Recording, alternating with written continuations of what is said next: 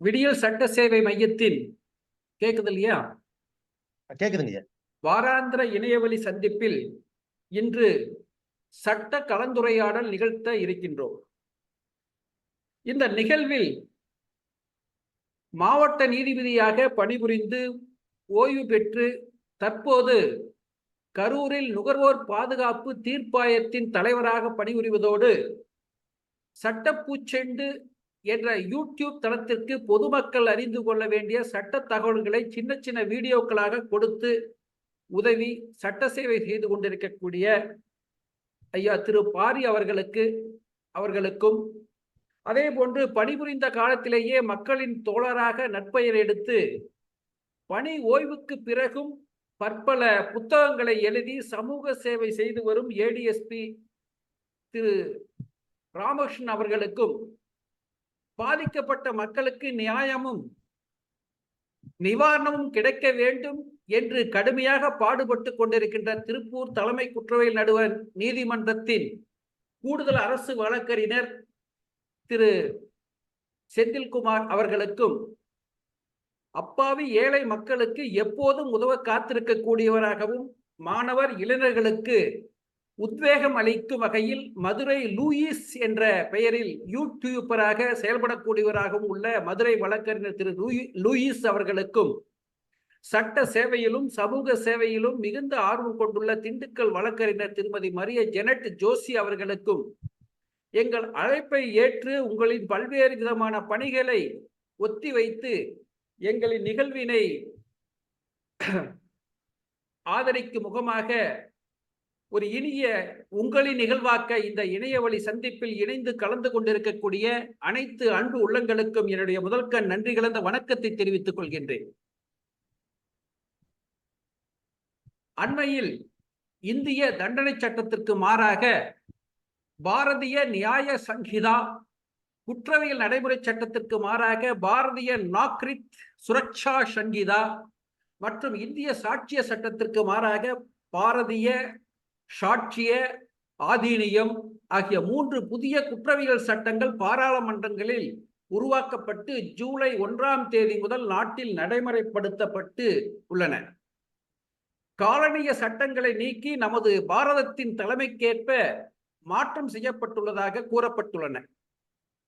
பழையன கழிதலும் புதியன புகுதலும் வழுவல கால வகையினானே என்ற பவனந்தியாரின் நன்னூல் பாடலாகும். பழையன கழிதலும் புதியன புகுதலும் காலப்போக்கில் குற்றமாகா எனினும் பழையன எல்லாமே கழிந்துவிட வேண்டும், புதியன எல்லாமே புகுந்துவிட வேண்டும் என்பது கட்டாயமில்லை. பழையனவற்றிலும் புதியனவற்றிலும் உள்ள நல்லனவற்றை கொள்ளலாம், அல்லனவற்றை தள்ளலாம். இந்த கருத்துக்கு பழைய காலை தூர்க்காதே புதிய காலை விடாதே என்னும் பழமொழியும் உள்ளதை நாம் புரிந்து கொள்ள வேண்டும். நீதிமன்றங்கள், குறிப்பாக உயர் நீதிமன்றங்கள், உச்ச நீதிமன்றங்கள் சட்டங்களையும் சமூக நிலைகளையும் விரிவாக ஆய்வு செய்து பற்பல கோட்பாடுகளையும் வழிகாட்டுதல் நெறிமுறைகளையும் வகுத்தளித்துள்ளன.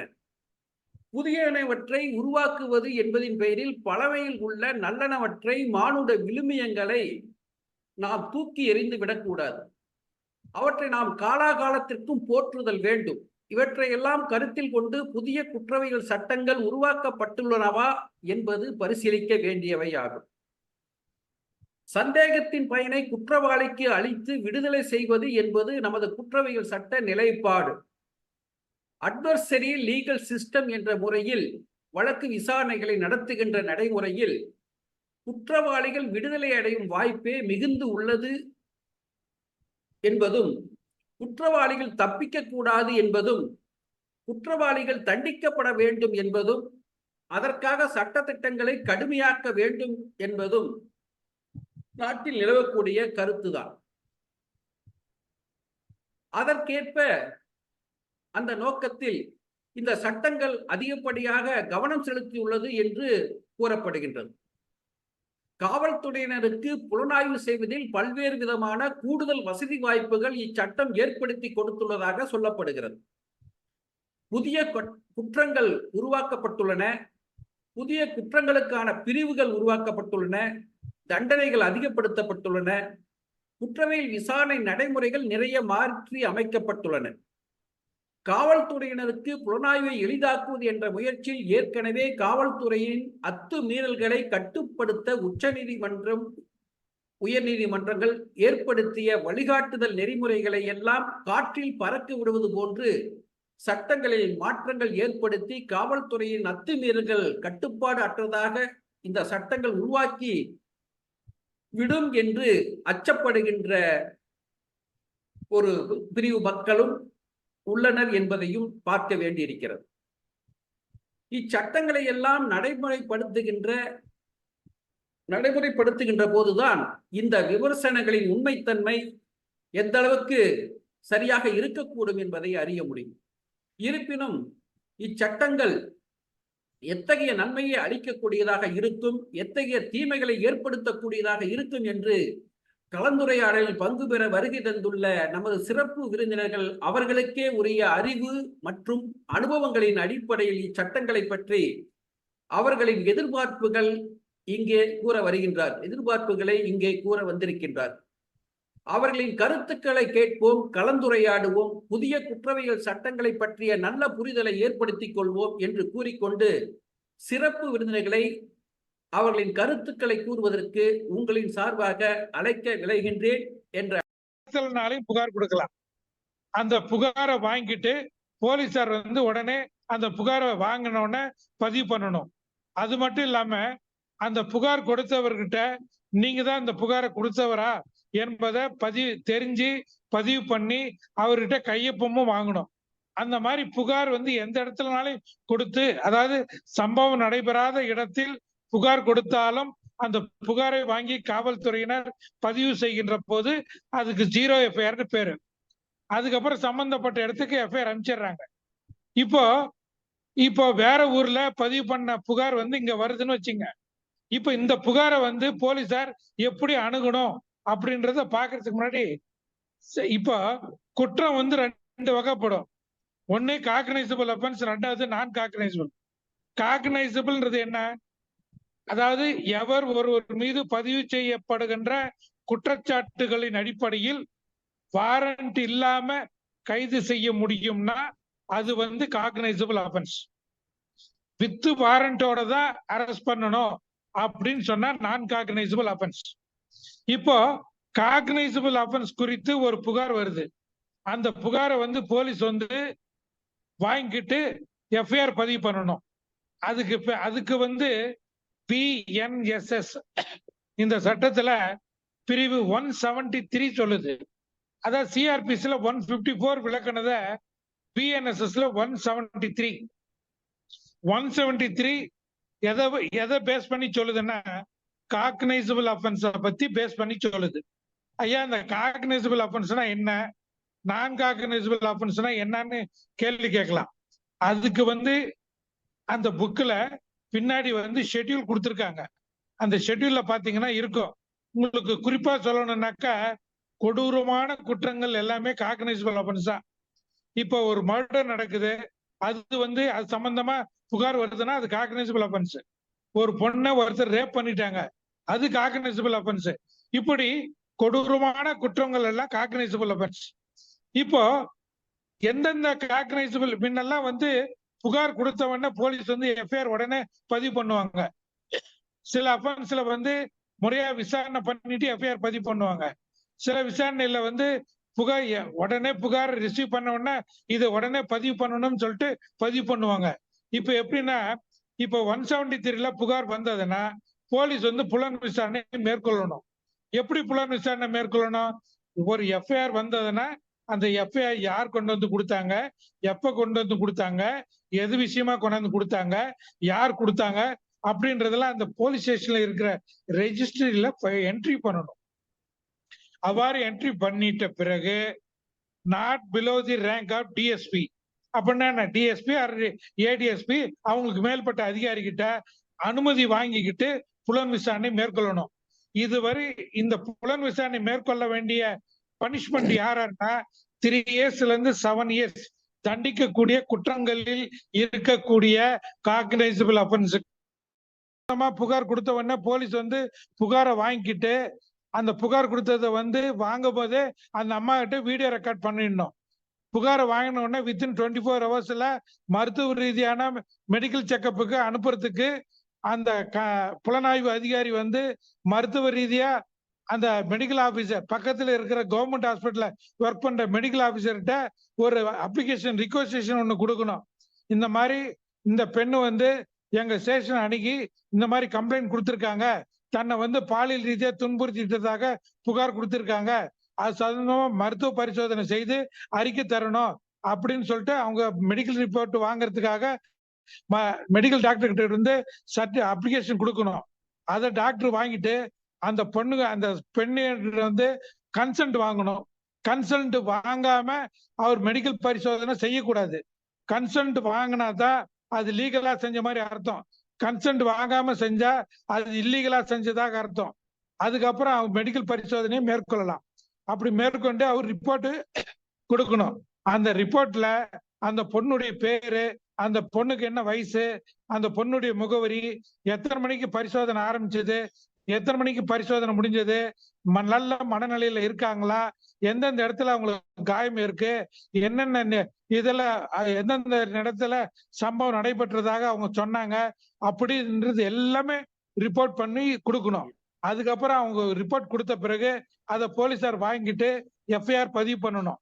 இப்போ போலீஸ் வந்து ஒரு எஃப்ஐஆர் வந்து ஒரு மெடிக்கல் ரிப்போர்ட்டுக்காக அந்த பொண்ணை அனுப்பும் போது ரிக்வெஸ்டேஷன் கொடுக்குறாரு இல்லையா, அந்த ரிக்வெஸ்டன்ல குற்ற எண்ணை போட்டு கொடுத்தாருனாக்கா அவர் போலீஸ் வந்து முறையா விசாரணை பண்ணாமையே அவர் வந்து குற்ற எண்ணை போட்டு கொடுத்ததுனால என்கொயரி பண்ணாமே அத மெடிக்கல் டெஸ்ட்டுக்கு அனுப்பியிருக்கிறான்னு அர்த்தம். குற்ற எண்ணை போடாம அவர் ரிக்வெஸ்டேஷன் கொடுக்கணும், டாக்டர் விசாரிக்கணும், டாக்டர் பரிசோதனை பண்ணணும், அவர் சர்டிபிகேட் கொடுக்கணும். அதன் அடிப்படையில் போலீசார் விசாரணை செய்து அதுக்கப்புறம் முதல் தகவல் அறிக்கை பதிவு செய்து சம்பந்தப்பட்ட அக்யூஸ்டை ட்ரேஸ் அவுட் பண்ணணும். அக்யூஸ்டை ட்ரேஸ் அவுட் பண்ண உடனே அவரையும் வந்து மருத்துவ பரிசோதனைக்கு உட்படுத்தணும். டாக்டர் மருத்துவ பரிசோதனை செய்யும் போது அவர்கிட்டையும் கன்சென்ட் வாங்கணும். அவர் கன்சென்ட் கொடுக்கலன்னா கூட அவரை கட்டாயப்படுத்தி கன்சென்ட் வாங்குறதுக்கு இந்த சட்டத்துல, அதாவது செக்ஷன் 184ல இடம் இருக்கு. டாக்டர் எப்படி பரிசோதனை பண்ணணும்ன்றது செக்ஷன் 51ல தெளிவா சொல்லியிருக்காங்க. அதன் அடிப்படையில அவங்க விசாரணை மேற்கொள்ளணும்.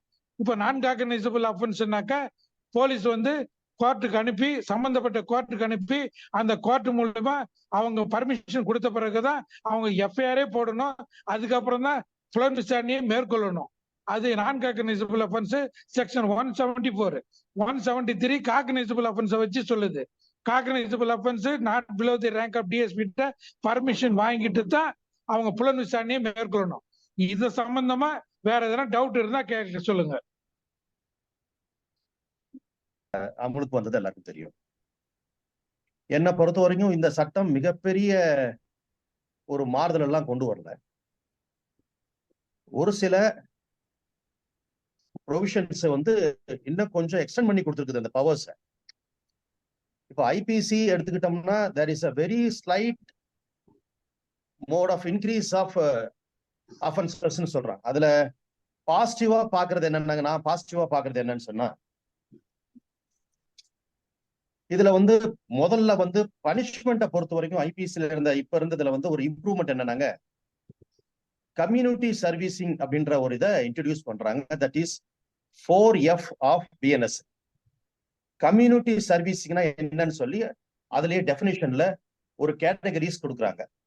So overcrowding of prisons avoid பண்றதுக்காக இந்த மாதிரி பெட்டி அஃபென்சஸ்க்கு அந்த குற்றவாளி அந்த கான்விக்டுக்கு அவர் திருந்துறதுக்கான வாய்ப்பு கொடுக்கும் வகையில இந்த கம்யூனிட்டி சர்வீசிங் மெத்தட இந்த ஐபிசில இன்ட்ரடியூஸ் பண்ணிருக்காங்க.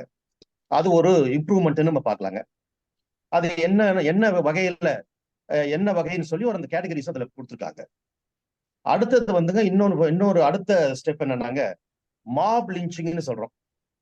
அது என்னன்னு சொன்னாங்க, 5 அல்லது 5க்கு மேற்பட்ட நபர்கள் சேர்ந்து ஒரு குற்றத்தை, ஒரு மர்டரை வந்து ஜாதி அடிப்படையிலையோ அந்த மாதிரி வகையில செஞ்சா அதுக்கு வந்து சிவியர் பனிஷ்மெண்ட் கொடுத்து அது பண்ணிருக்காங்க. அது பேர் மாப் லிஞ்சிங்க. அது 103 பிஎன்எஸ்ல அதை வந்து இன்னும் சிவியரா சேர்த்திருக்காங்க மாப் லிஞ்சிங்ல.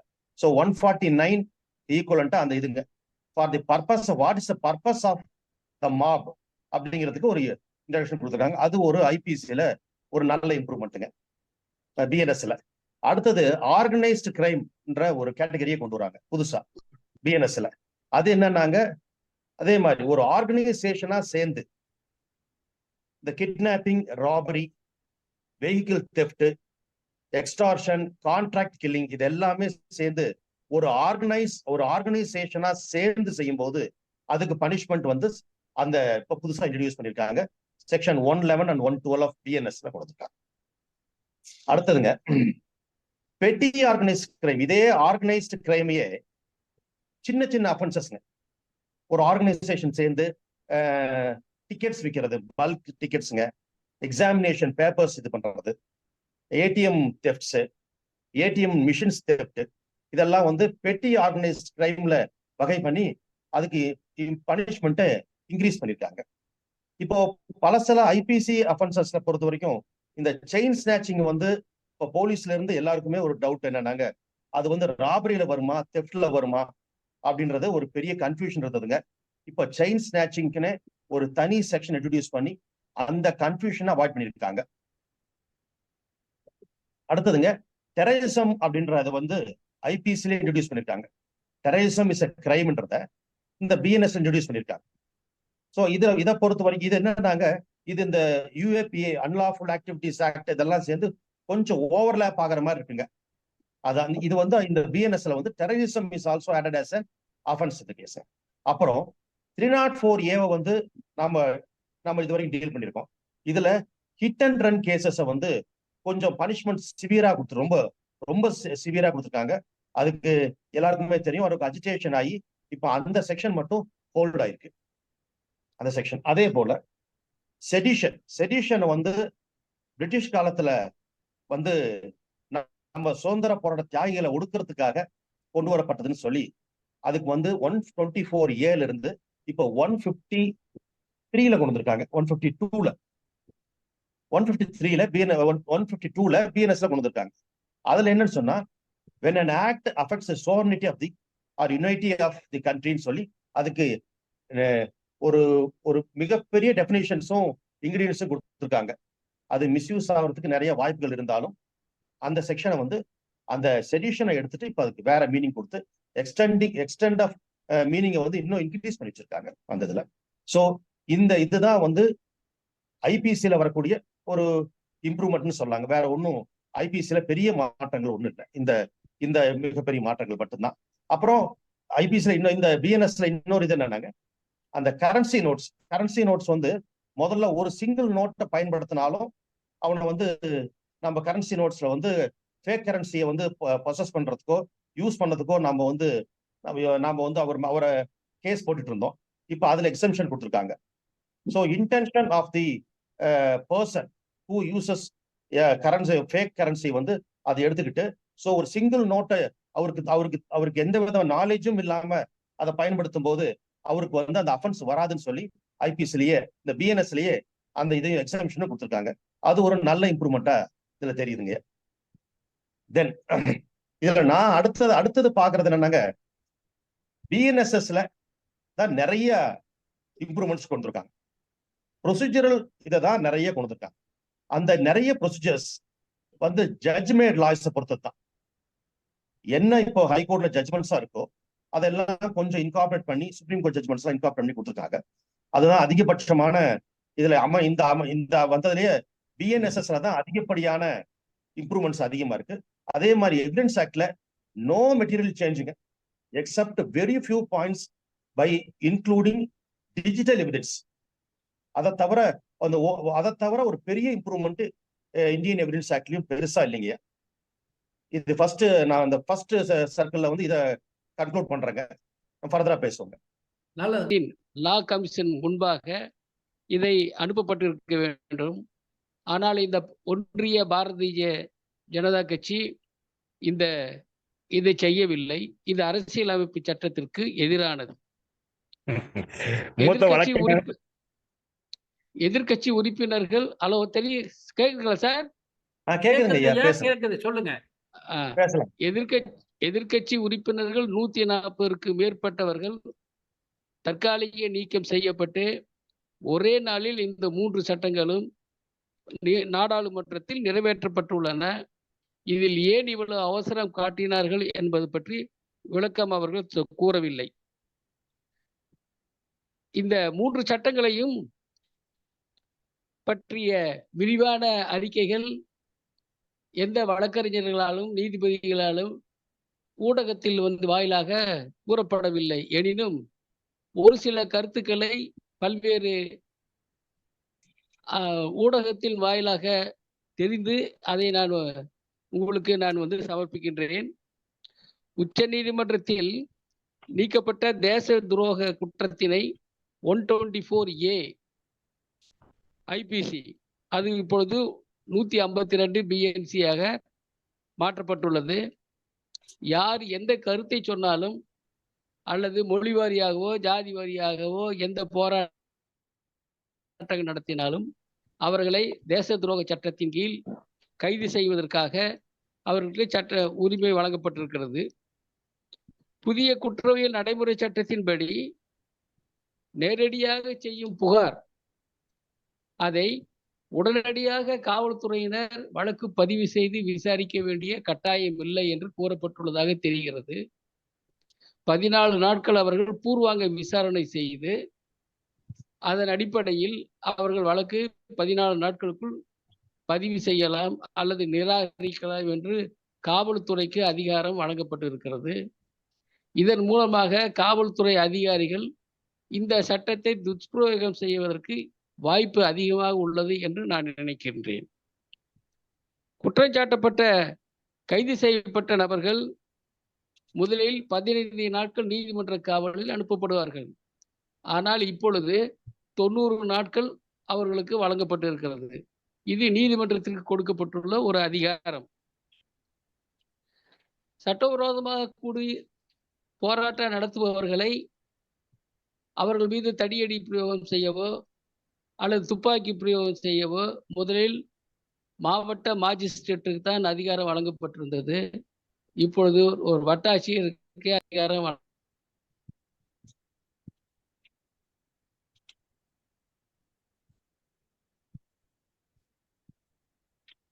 பேசுங்க. அன்மியூட் பண்ணுங்க. இந்த 3 சட்டங்களும் ஜனநாயகத்திற்கு விரோதமானது, மனித உரிமைக்கு எதிரானது, எதேச்சையாக மத்திய ஒன்றிய அரசு நிறைவேற்ற உள்ளது என்று நாடு முழுவதும் சட்ட வல்லுநர்களும் வழக்கறிஞர்களும் சமூக ஆர்வலர்களும் போராட்டம் நடத்தி வருகின்றார்கள். இதை ஒரு மறுபரிசீலனை செய்ய வேண்டும் அல்லது இந்த சட்டத்தில் உள்ள குறைகளை எல்லாம் அவர்கள் கேட்டு அதை நிவர்த்தி செய்ய வேண்டும் என்பதை கேட்டுக்கொள்ளுகிறேன். அது மாதிரி வழக்கறிஞர் தெளிவா சொன்னாங்க. இப்ப சட்டங்கள் அப்படின்னு சொல்லும் போது சப்ஸ்டான்ஷியல் லா, ப்ரொசீஜர் லா அப்படின்னு 2 வகை இருக்கு சட்டங்கள்ல. இப்ப ஐபிசி சப்ஸ்டான்ஷியல் லா, இந்தியன் எவிடன்ஸ் ஆக்ட் சப்ஸ்டான்ஷியல் லா. அப்ப அந்த சப்ஸ்டான்ஷியல் லால பெருசா எந்த ஒரு மாற்றமுமே இல்லை. எவிடன்ஸ் ஆக்ட்ல எல்லாம் ஒரு சேஞ்சஸும் கிடையாது, எக்ஸாக்ட் டிஜிட்டல் எவிடன்ஸ் உள்ள நுழைச்சதை தவிர. அது மாதிரி ஐபிஎஸ்லயும் பெருசா ஒண்ணுமே சேஞ்சஸ் கிடையாது, எல்லாமே ஏற்கனவே இருக்கிறதா. ஒரு 10% கூட மாற்றங்கள் இல்லை, அந்த அளவுல தான் இருக்கு. அப்ப சப்ஸ்டான்ஷியல் லா அந்த அளவுக்கு சாலிடா ஏற்கனவே உருவாக்கப்பட்டு நடைமுறைப்படுத்தி கொண்டிருக்கு. இப்ப ஐபிசி 1860 இருந்து இருக்கு இன்னைக்கு வரைக்கும். அதுல எந்த தவறு இது வரைக்கும் நீதிமன்றங்கள்ல கூட ஐபிசில இந்த சட்டம் சரியில்லை, இது தப்பு, இதை மாத்தணும் அப்படிங்கிற எந்த இதுவும் கிடையாது. ஐபிசி எல்லாம் பாராட்டிக்கிட்டு தான் இருக்கிறோம். அந்த அளவுக்கு இருந்து கொண்டு இருக்கு. இந்தியன் பீனல் கோட் அப்படிங்கிறது ஒரு சாலிடான சப்ஸ்டான்ஷியல் லா, அதுல எந்த ஒரு சேஞ்சஸும் இல்லை. இப்ப நிறைய சேஞ்சஸ் வந்து இருக்கிறது சிஆர்பிசி, அதான் பாரதிய நாகரிக் சுரக்ஷா சங்கிட்டா, பிஎன்எஸ்எஸ் அப்படிங்கிற ரீப்ளேசிங் சிஆர்பிசில கொண்டு வருதல் மட்டும்தான் கொஞ்சம் சேஞ்சஸ் இருக்கு. அதுலதான் நமக்கு கொஞ்சம் கருத்து வேறுபாடுகள், முரண்பாடுகள் இருக்கு. இப்ப மெயினா ஆன் பிகாஃப் ஆஃப் அட்வொகேட் சைட்ல இருந்து பாக்குறோம் அப்படின்னு பார்க்கும்போது, இப்ப நீங்க ஒரு சட்டம் எப்பது மார்ச் ஆஃப் லா, அந்த காலத்தின் போக்குல சட்டம் திருத்தங்கள் தேவைப்படும், சட்டங்களுக்கு சில மாற்றங்கள் தேவைப்படும், அதுல ஒன்றும் மாற்று கருத்து கிடையாது. அப்படி ஒரு திருத்தங்கள் செய்திருக்கலாம், அமெண்ட்மெண்ட் கொண்டு வந்திருக்கலாம், பிரச்சனையே கிடையாது. ஆனா புதிய சட்டங்கள் என்று ஏன் இப்படி ஒரு இத சொல்லி இப்படி ஒரு எல்லாத்தையும் கொலாப்ஸ் பண்ணி மாத்துறீங்க அப்படிங்கறதா பிரச்சனை இங்க. இப்ப நீங்க புதிய சட்டங்கள் சொல்லி அதே இதை எடுத்து வேற வேற செக்ஷன்ல வேற வேற நம்பர்ல வச்சு ஏன் அந்த குழப்பத்தை உருவாக்குறீங்க? ஐபிசில ஒரு 10% கூட சேஞ்சஸ் இல்லாதப்ப இந்தியன் பீனல் கோட்ல ஒரு அமெண்ட்மெண்ட் திருத்தம் 1-2 சேர்க்கறத மட்டும்தான் செஞ்சிருக்கீங்க. அதை அதுலயே அந்தந்த செக்ஷன்லயே சேர்த்திருக்கலாமே. அதை செய்யாம டோட்டலா ஃபர்ஸ்ட் ஏற்கனவே தோழர் ஒருத்தர் சொல்லும்போது சொன்னது போல நீங்க பெயர் வச்சதே தப்பு. ஒரு ஒரு ஒரு இந்தியா ஒரு செகுலர் கண்ட்ரி, அதுல நிறைய மொழிகள் இருக்கு. நம்ம regional language plus common language English அப்படின்னு இயங்கிக்கிட்டு இருக்க சிஸ்டத்துக்குள்ள ஒரு ஒரு கொள்கையை திணிப்பதற்காகவே சமஸ்கிருதத்திலேயோ இந்தியிலேயோ பெயரை புகுத்துறீங்க. அது நாடு முழுவதும் ஒரே மொழி வேண்டும், இந்தியை எப்படியாவது திணிக்கணுங்கிற ஒரு முயற்சி இதுலயும் தெரியுது. அது தவறான போக்கு. அது அதை மாத்துறீங்க. இப்ப இந்தியன் பீனல் கோட் அப்படிங்கிறது இந்தியா உடைய சட்டம், இந்திய தண்டனை சட்டம் தானே இருக்கு. அந்த பெயர்ல என்ன பிரச்சனை? ஏன் அதை கொண்டு போய் பாரதிய நியாயா சன்கிட்டா அப்படின்னு? இப்ப நிறைய பேருக்கு சன்கிட்டா அப்படிங்கிறதே தெரியாது, சங்கீதான்னு சொல்லிட்டு இருக்காங்க. அந்த அளவுல இருக்கு அதனுடைய நிலை. அது ஏன் அப்படி ஏன் அந்த அளவுக்கு மாத்துறீங்க, ஏன் அதை பண்றீங்க அப்படிங்கறதா பிரச்சனை. இப்ப பாரதிய நியாயா சன்கிட்டா அப்படின்னா இந்தியன் பீனல் கோடு தண்டனை சட்டம். அது நீங்க பாரதிய நியாயா சன்கிட், நியாயானா ஹிந்தி தெரிஞ்சவங்களுக்கு தெரியும், நியாயம் நம்ம தமிழ்ல நியாயம் மாதிரி. இப்ப நியாயா அப்படின்னா யாருடைய நியாயா? எது நியாயம், எது எது உண்மை, எது நியாயம் அப்படிங்கிறதுக்கு டெபினிஷன் கிளாஸ் கூட கிடையாது. ஐபிசில பீனல் கோடு தண்டனை கொடுக்கிற சட்டம். அது நீங்க நியாயா சன்கிட்டான்னு வச்சீங்கன்னா எது நியாயம், யாரு அது நியாயம் எதுன்னு சொல்றது, யாரு அந்த அதிகாரம் கொடுக்கறது அப்படிங்கிற அளவுல அதை நிறைய கொஸ்டின் பண்ண வேண்டியிருக்கு. அதே மாதிரி இந்தியன் எவிடன்ஸ் ஆக்ட்லயும் ஒரு சேஞ்சஸும் கிடையாது. இந்திய சாட்சிய சட்டம் அப்படின்னு இருக்கு. அதுல என்ன பிரச்சனை? ஏன் டிஜிட்டல் எவிடன்ஸ் மட்டும் சேர்க்கணும்னா சேர்த்துட்டு அப்படியே வச்சிருந்திருக்கலாம். இந்த பெயர் மாற்றம் செஞ்சதே பெரிய ஆட்சேபனைக்குரியது. அடுத்த கட்டமாக எல்லா சட்டத்திலையும் செக்ஷனை கொலாப்ஸ் பண்ணி மாத்தி விட்டுட்டீங்க. இப்ப நீங்க ரெகுலரா அட்வொகேட்ஸ் கிரிமினல் சைடு பிராக்டிஸ் பண்ற சீனியர் லாயர்ஸ்க்கு எல்லாம் தெரியும், ஃபிங்கர் டிப்ஸ்ல எல்லா செக்ஷன்ஸ் எல்லா நம்பர்ஸ் வச்சிருப்பாங்க.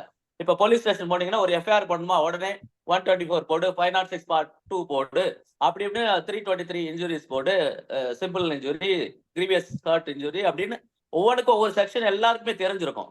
இப்ப எல்லாத்தையும் கொலாப்ஸ் பண்ணி விட்டீங்க. இப்ப ஐபிசி 420னா எல்லாருக்கும் தெரியும், காமன் மேன் மதக்கு 420னா என்னன்னு தெரியும். அந்த 420 இப்ப பிஎன்எஸ்ல என்னவா இருக்கு அப்படிங்கறது எல்லாத்துக்கும் நீங்க எப்ப இந்தியா முழுவதும் அறிய செய்கிறது? எதுக்கு அந்த அந்த செக்ஷனையா மாத்துறீங்கிறது பெரிய தொல்லை.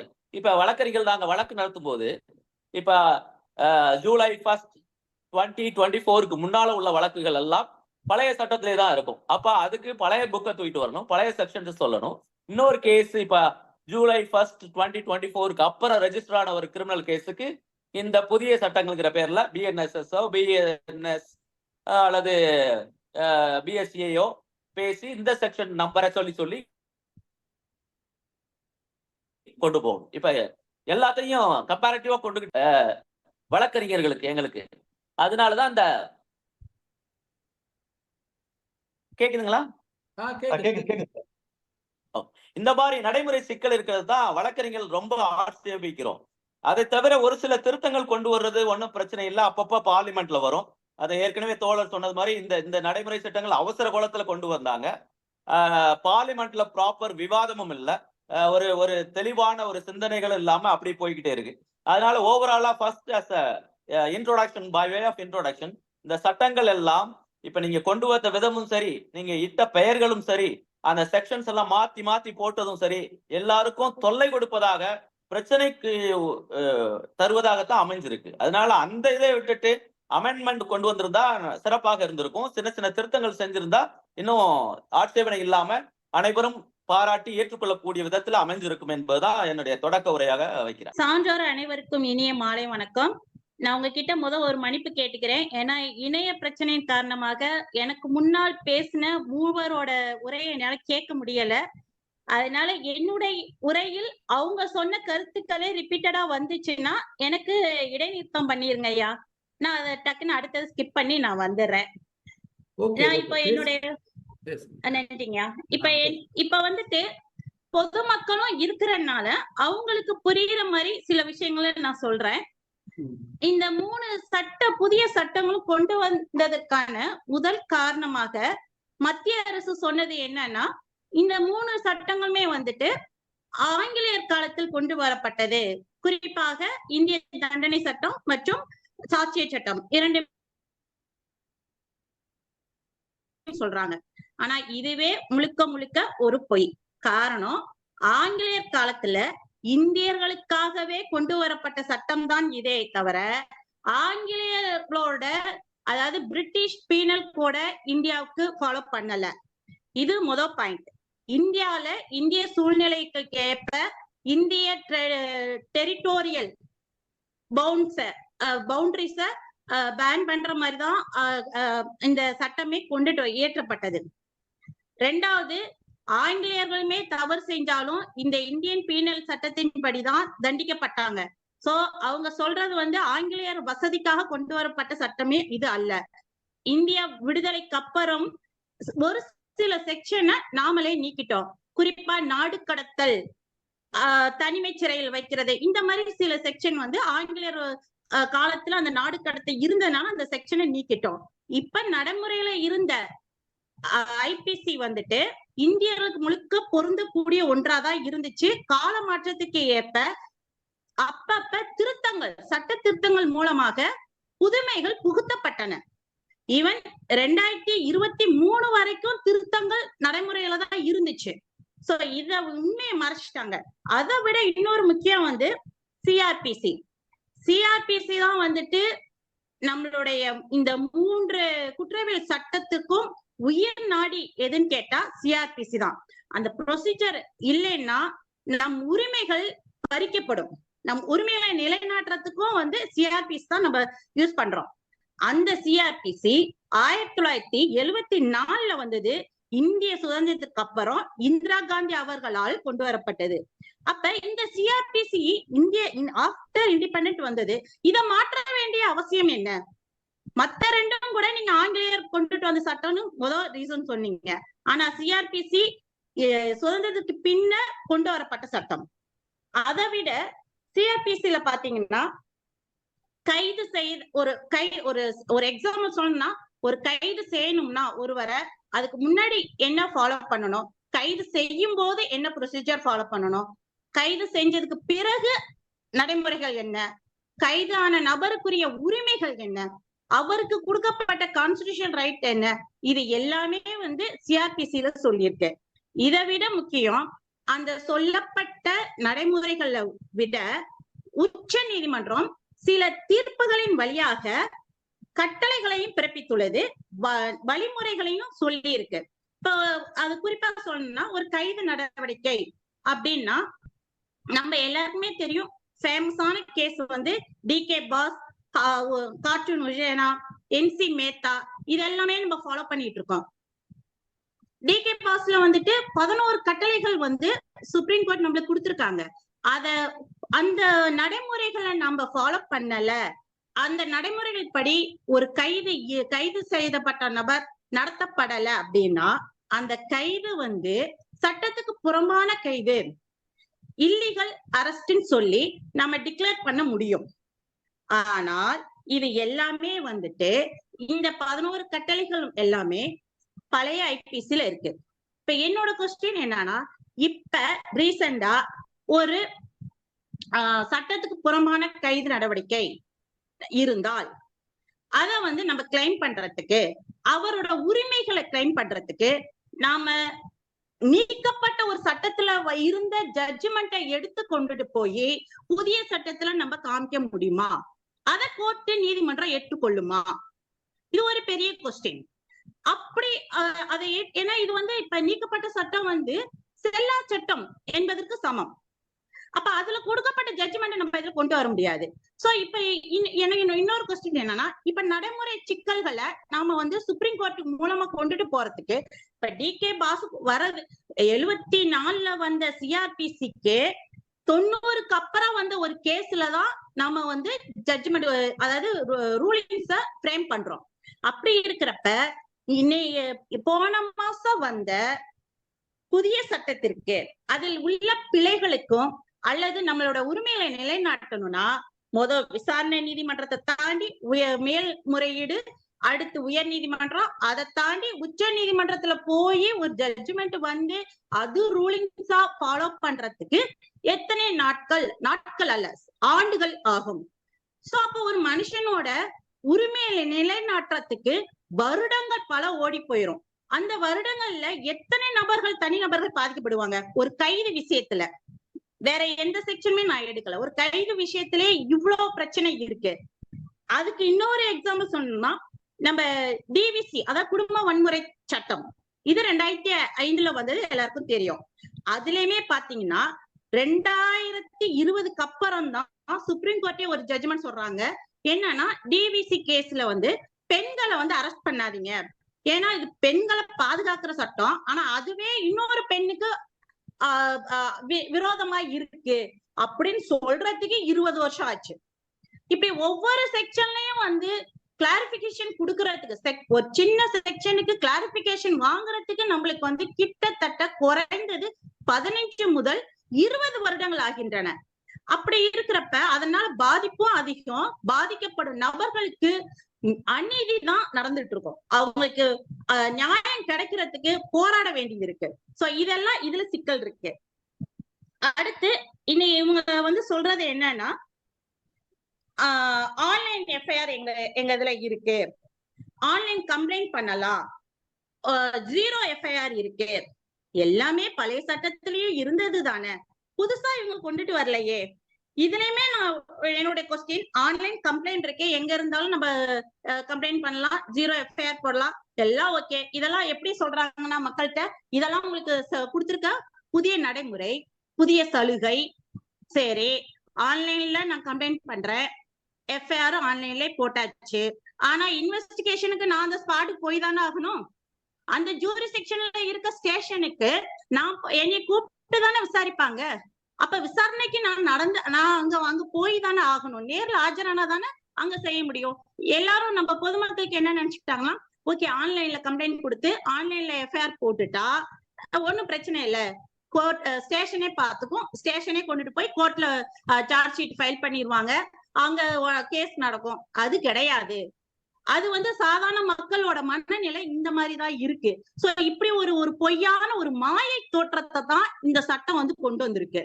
நம்ம என்னதான் நம்ம ஆன்லைன்ல கம்ப்ளைண்ட் பண்ணி எஃப்ஐஆர் போட்டாலுமே இன்வெஸ்டிகேஷன்ங்கிறப்ப நம்ம நேர்ல போய் நம்ம கைப்பட எழுதி சைன் போடணும். சோ இந்த ப்ரொசீஜர்லாம் ஆட்டோமேட்டிக்கா வந்துட்டு தான் இருக்கும். சோ இதனால வந்து அலைச்சல் குறையுது, அலைய தேவையில்லைங்கிறதுமே முழு பூசணிக்காவ பானையில ஒரு சோற்று பானையில மறைக்கிறதுக்கு சமம். அதே மாதிரி 90 நாட்கள்ல குற்றப்பத்திரிகை தாக்கல் செய்யணும், 180 நாட்களுக்குள்ள விசாரணையை முடிக்கணும், விசாரணை முடிச்ச 30 நாட்கள்ல தீர்ப்பு.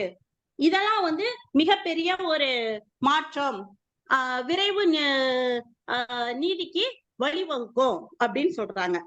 எல்லாம் ஒத்துக்கிறேன். இது சிவில் கேஸ் இல்ல, கிரிமினல் கேஸ். கிரிமினல் கேஸ்ல விசாரணை முறை எப்படி இருக்குங்கிறது டிஎஸ்பி சாருக்கு தெரியும், நீதிபதி ஐயா அவர்கள் அனைவருக்குமே தெரியும், வழக்கறிஞர் நம்மளுக்கும் தெரியும். ஒரு கிரிமினல் கேஸ்ல ஒரு விசாரணை வந்து எப்படி நடக்கிறதுக்கு எவ்வளவு நாட்கள், எவ்வளவு விசாரணை முறைகள் இருக்குங்கிறத தெரியும். இப்ப சாதாரண ஒரு மர்டர் கேஸ் நடக்கு அப்படின்னா அதுல வந்து வேதியியல் பகுப்புக்குன்னு அனுப்புவாங்க, பகுப்பு ஆய்வுக்குன்னு அனுப்புவாங்க. சோ அதுல டிலே ஆகுறதுக்கு வாய்ப்பு இருக்கு.